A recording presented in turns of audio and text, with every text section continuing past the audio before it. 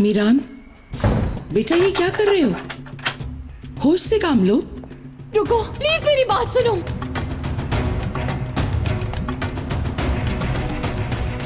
मैं तुमसे बहुत मोहब्बत करती हूँ मीरान।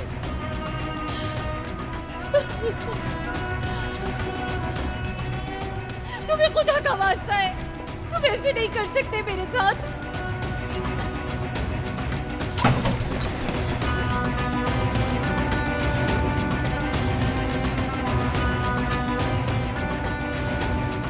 आपने ये सब कुछ क्यों किया उसके साथ?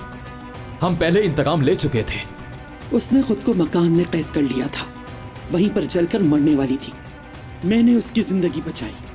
जिंदगी बचाकर मदियात में छोड़ दिया ताकि सब उसका तमाशा देख सकें। शादुल और फैमिली वाले जलील हों और ये बात सबको पता चल सके।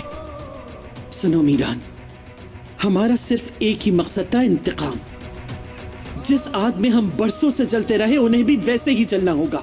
क्या तुम सब बातें फरामोश कर बैठे हो? आपको नहीं लगता कि ये सब ज्यादा हो गया? हमने उनसे जो इंतकाम लेना था वो हम ले चुके। उस लड़की को बचाकर उसे दोबारा आग में क्यों डाला?